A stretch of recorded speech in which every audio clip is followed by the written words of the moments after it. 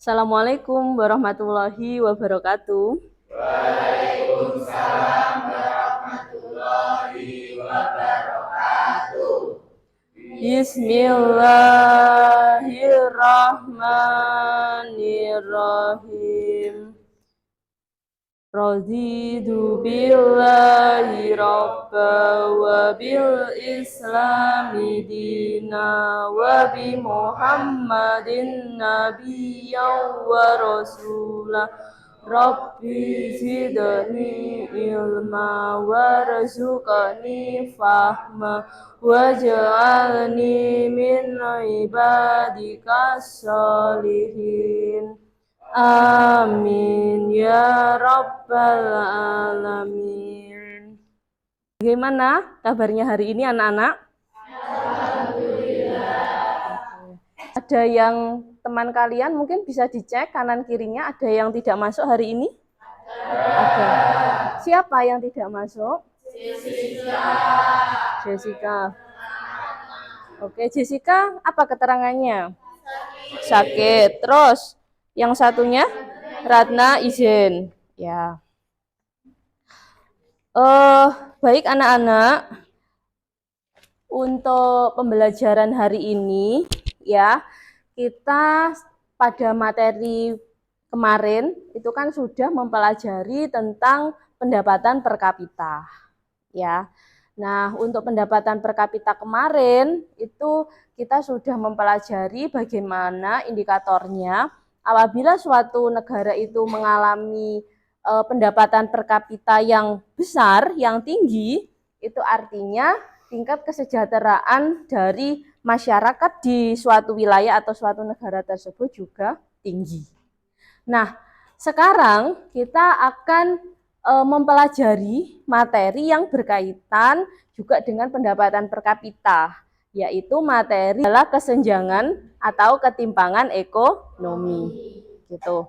Nah, untuk materi kesenjangan atau ketimpangan ekonomi, ini mungkin kalian sudah pernah mempelajari sebelumnya, mungkin waktu di sekolah, mungkin di SMP gitu, sudah belum?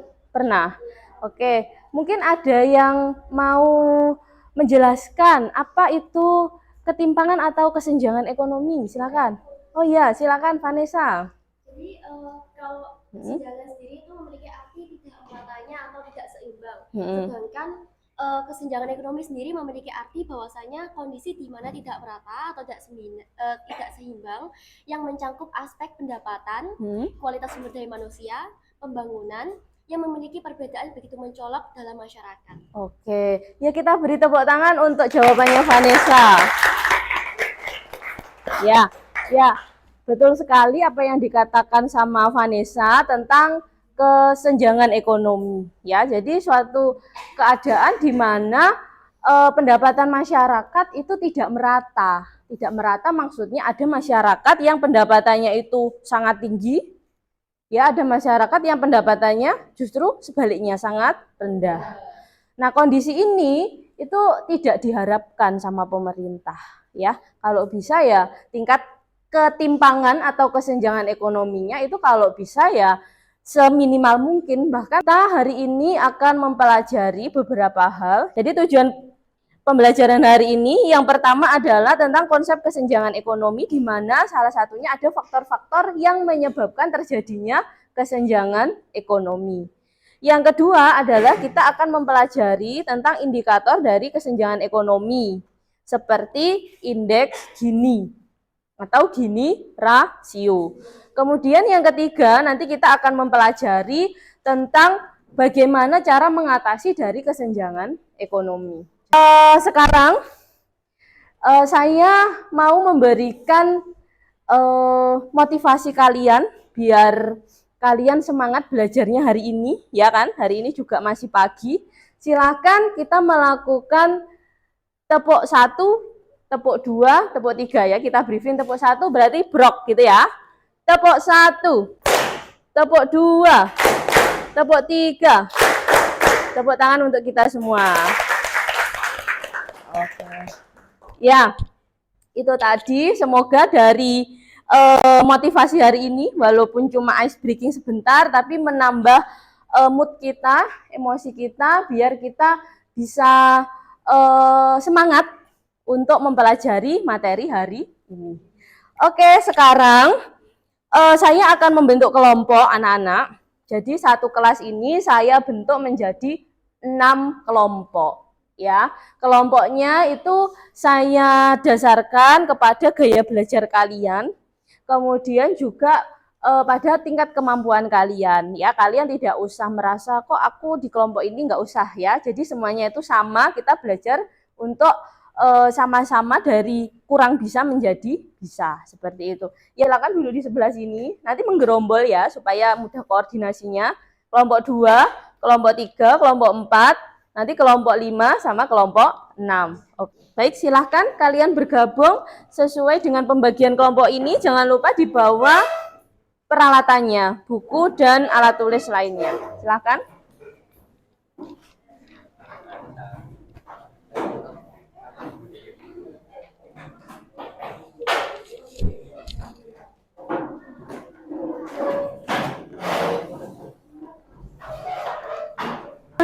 Sudah berkumpul dengan kelompoknya anak-anak? Baik, kalau sudah silakan duduk dengan rapi sesuai kelompoknya. Nah, diperhatikan sebelum nanti kalian diskusi, Ibu akan memusatkan kalian pada suatu masalah yang terjadi di Indonesia. Jadi kan kalian pahami ya, kalian cermati isi dari video hari ini. Nanti hasilnya nanti akan kita diskusikan. Inilah headline news, tingkat kemiskinan Indonesia tercatat menurun. Namun ironisnya, ketimpangan antara si kaya dan si miskin justru meningkat, bahkan melampaui masa puncak pandemi COVID-19. Tingginya rasio ketimpangan ini pun menjadi alarm keras bagi pemerintah untuk memastikan pemerataan ekonomi bagi seluruh rakyat Indonesia. Badan Pusat Statistik mencatat jumlah penduduk miskin di Indonesia di bulan Maret 2023 sebesar 25,9 juta orang atau sebesar 9,36% dari jumlah penduduk Indonesia. Jumlah ini berkurang 460.000 orang dari bulan September tahun 2022. Atko Mardianto, Sekretaris Utama BPS, menjelaskan hal ini disebabkan oleh beberapa faktor. Di antaranya berkurangnya jumlah pengangguran terbuka, meningkatnya daya beli petani, tingkat inflasi yang semakin landai, dan konsumsi masyarakat yang semakin tinggi. Bantuan sosial melalui program Keluarga Harapan dan Bansos Sembako juga berkontribusi atas berkurangnya jumlah penduduk miskin di Indonesia.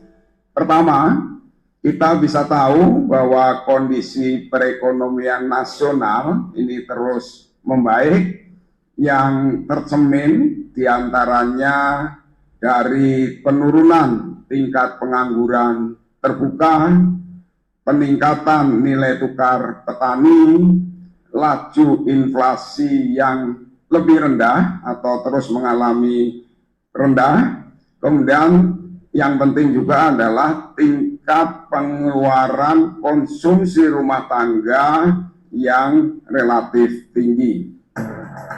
Ironisnya, meski jumlah orang kategori miskin berkurang, namun jurang ketimpangan antara si kaya dan si miskin justru semakin melebar.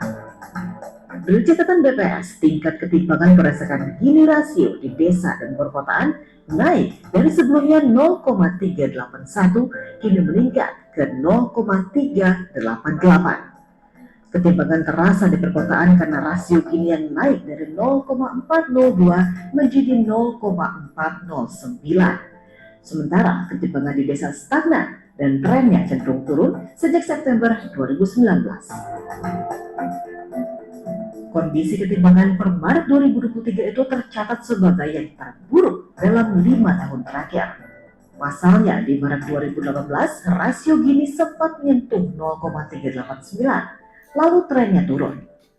Bahkan rasio Gini per Maret sebesar 0,388 justru lebih tinggi dibanding saat puncak pandemi September 2020 lalu yang hanya sebesar 0,385. Menurut BPS, ketimpangan meningkat karena laju pengeluaran kelompok terkaya meningkat lebih tinggi dibandingkan dengan kelompok menengah ke bawah. Salah satu faktor pendorongnya adalah melejitnya konsumsi dari kelompok teratas setelah pandemi berlalu yang didukung oleh dicabutnya pembatasan mobilitas seperti berwisata, naiknya aktivitas di perkantoran, dan mobilitas masyarakat yang mendorong peningkatan di sektor transportasi. Perkembangan yang melebar menjadi indikasi pemerataan ekonomi yang belum merata, apalagi gelombang pemutusan hubungan kerja atau PHK yang banyak dialami oleh warga kategori miskin dan rentan miskin pada saat pandemi COVID-19 lalu tentunya turut menekan tingkat konsumsi kelompok masyarakat tersebut. Tim Liputan Metro TV. Ya, itu tadi videonya tentang materi kita hari ini. Kira-kira menurut kalian tadi kan sudah mencermati videonya, Indonesia mengalami kondisi ekonomi yang seperti apa? Oke, kesenjangan ekonomi. Kemudian kira-kira faktor yang menyebabkan Indonesia mengalami kesenjangan ekonomi itu karena apa? Mungkin ada yang mau berpendapat? Tadi akibat COVID-19 tadi menyebabkan banyak yang di PHK. Dengan banyak yang di PHK, akhirnya banyak terjadinya pengangguran. Ada yang mau berpendapat lagi? Siapa? Ayo. Konsumsi di masyarakat Oke, ya. Konsumsi di masyarakat yang golongan menengah itu semakin tinggi, tapi masyarakat yang miskin itu malah sangat menurun. Seperti itu ya. Nah, kira-kira apakah ada solusinya dari permasalahan ini? Ada solusinya? Apa kira-kira solusinya? kebijakan pemerintah bantuan sosial tunai. Oke, kebijakan pemerintah seperti BLT, ya itu sangat membantu untuk masyarakat yang miskin supaya bisa memenuhi kebutuhan pokok. Terus ada lagi mungkin? Meningkatkan sumber daya manusia. Ya, meningkatkan sumber daya manusia agar lebih berkompeten. Jadi kalau misalnya ada PHK, kalau sumber daya manusianya unggul, dia tidak akan bingung mau cari kerja apa karena dia sudah memiliki kompetensi diri ya. Jadi misalnya dia membuka lapangan kerja sendiri mungkin ya, atau mungkin dia memiliki ide kreatif apa, kemudian dia ajak kerjasama dengan orang lain dan sebagainya. Oke anak-anak, untuk hari ini kita akan mendiskusikan permasalahan ini ya. Nanti Ibu akan berikan panduannya melalui LKPD atau lembar kerja peserta didik sesuai dengan pembagian kelompok masing-masing.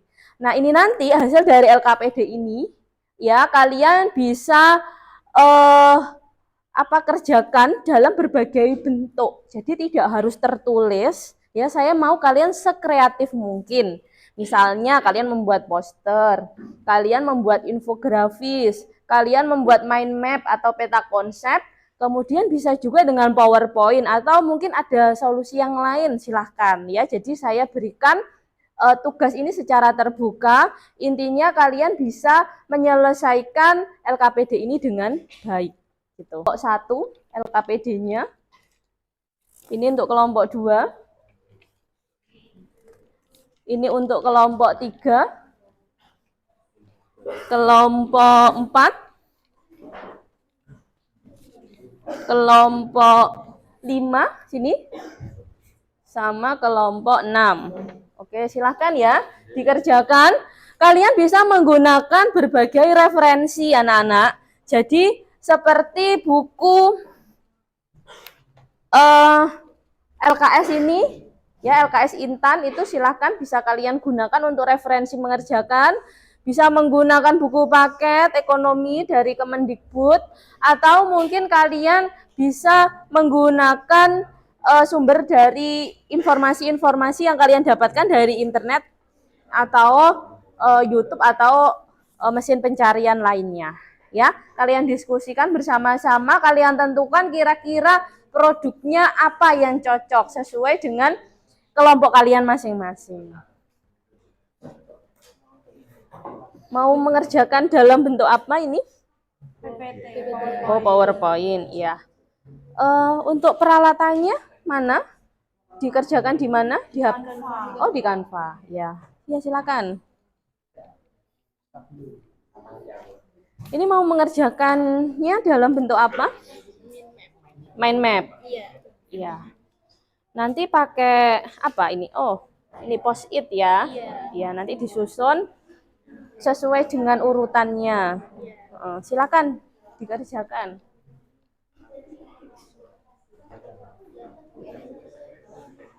Ini mengerjakannya dalam bentuk apa? Oke, poster. Posternya dibuat dari aplikasi apa? Aplikasi Canva. Oh, aplikasi Canva. Ya, silakan dikerjakan ya.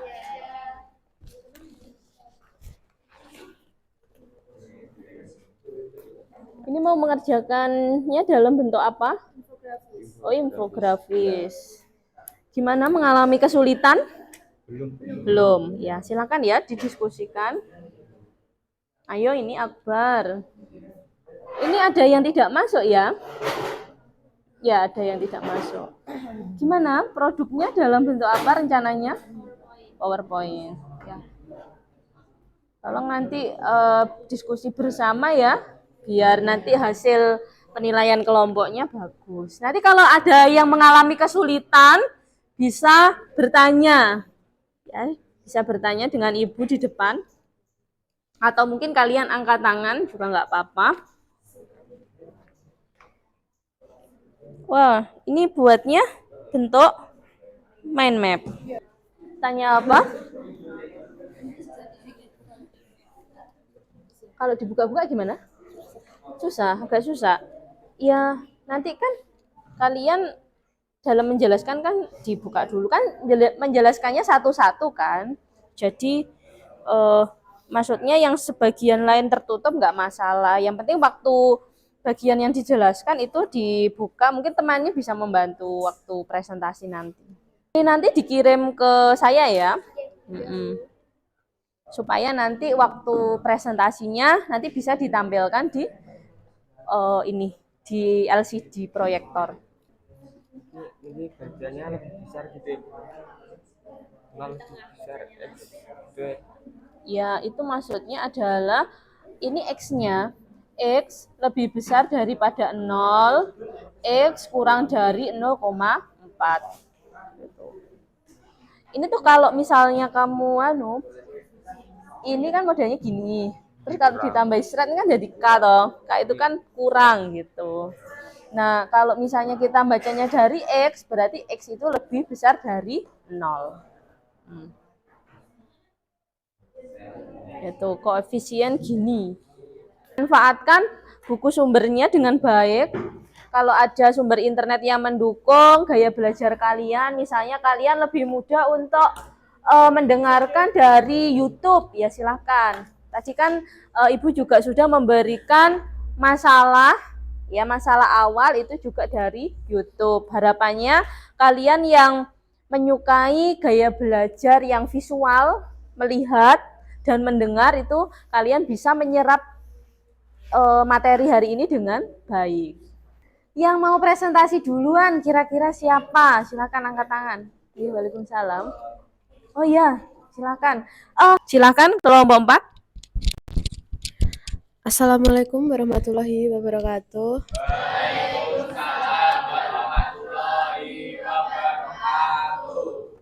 Kami di sini kelompok 4 akan mempresentasikan tugas dari Bu Kori, yaitu menjelaskan kesenjangan ekonomi. Kesenjangan ekonomi, pendapatan per kapita berkaitan dengan kondisi perekonomian suatu negara.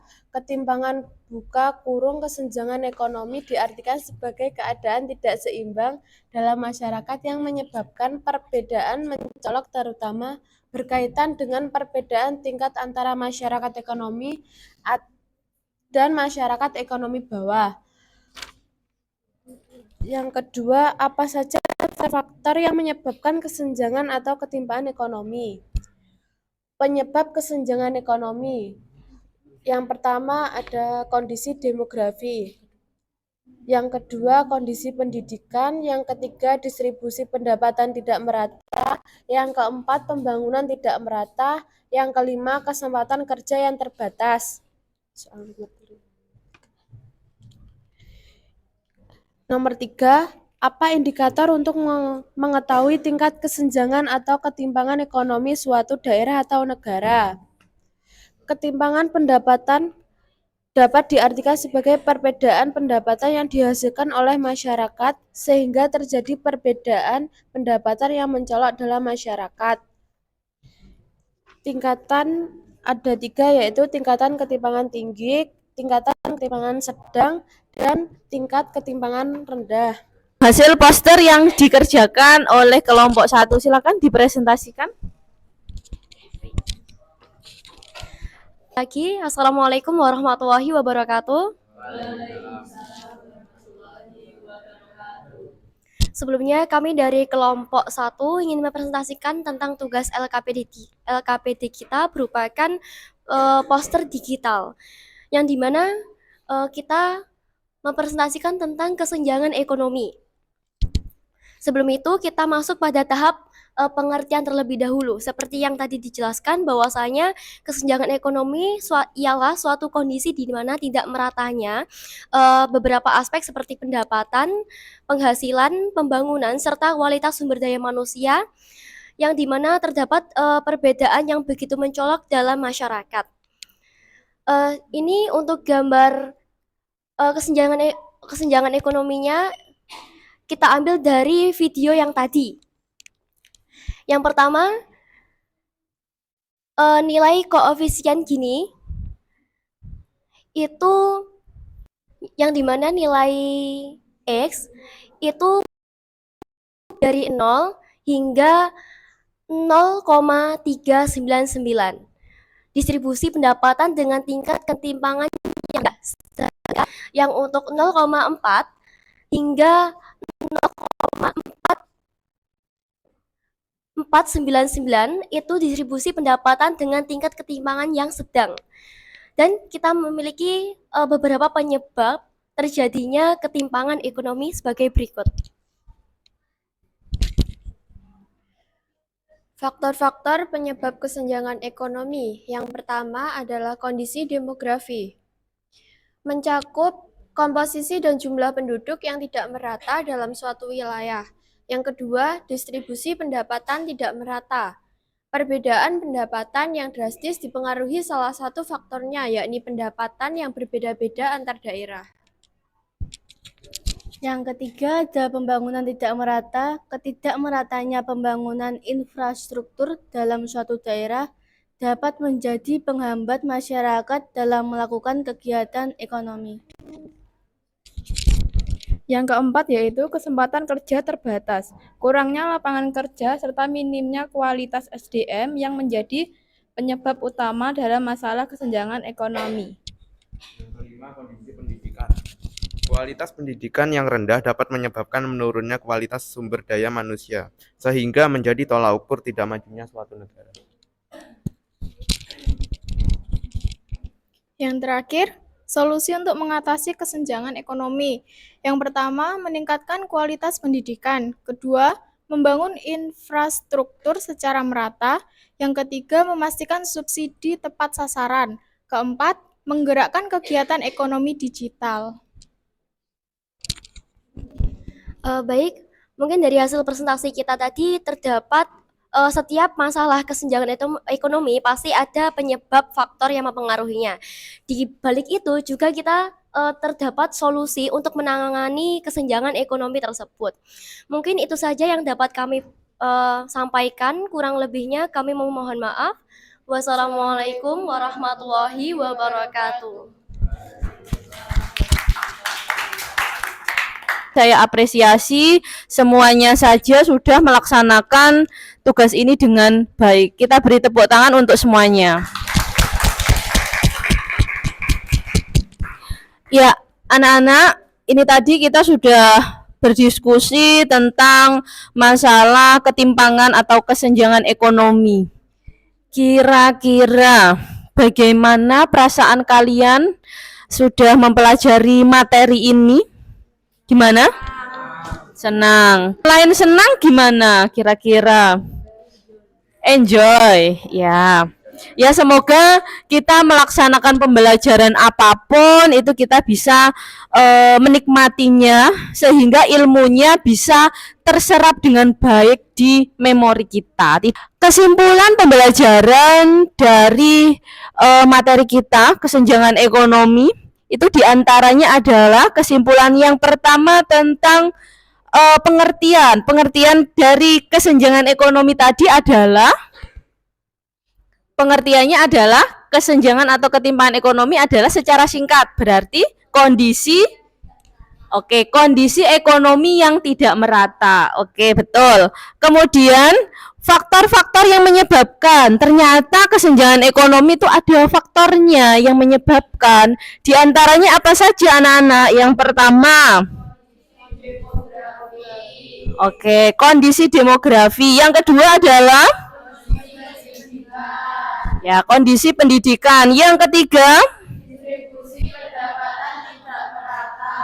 yang keempat, ya, yang kelima, ya, dari faktor-faktor yang menyebabkan itu ternyata ada indikatornya anak-anak yang bisa kita jadikan rujukan apakah suatu negara itu punya masalah kesenjangan ekonomi atau tidak. Indikatornya diantaranya yang tadi sudah kita bahas adalah dengan koefisien Gini atau Gini rasio. Kalau nilainya mendekati 0 artinya merata sempurna atau tidak terjadi kesenjangan ekonomi. Kalau nilainya semakin mendekati 1 artinya tingkat ketimpangannya itu malah tinggi. Tadi dari video yang sudah disampaikan itu tingkat ketimpangan di desa itu termasuk tingkat ketimpangan apa tadi?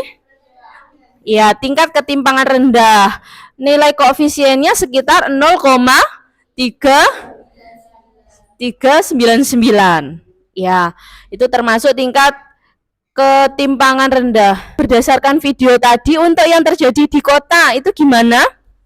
Tingkat ketimpangannya sedang karena nilainya itu lebih dari 0,4. Kemudian solusinya anak-anak, solusinya apa untuk mengatasi kesenjangan atau ketimpangan ekonomi? 1, ya, kualitas pendidikannya ditingkatkan. 2 adalah ya, infrastruktur yang dimaksud di sini adalah fasilitas umum. Kemudian yang ketiga, ya, memastikan subsidi tepat sasaran. Contoh dari subsidi apa yang sudah dilakukan pemerintah? KIP, PKH, KIS. Yang di video itu BLT.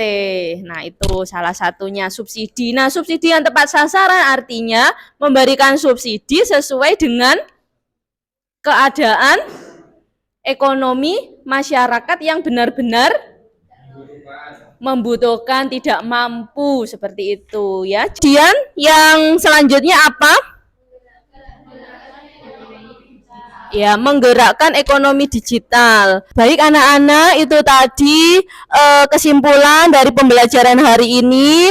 Semoga nantinya kalian semakin memahami materi ini dengan baik ya.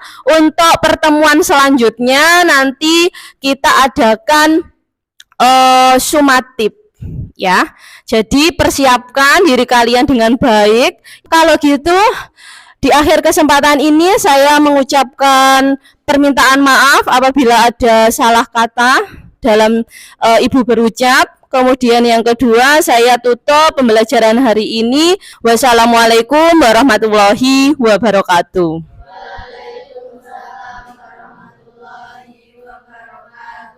Alhamdulillahi rabbil alamin.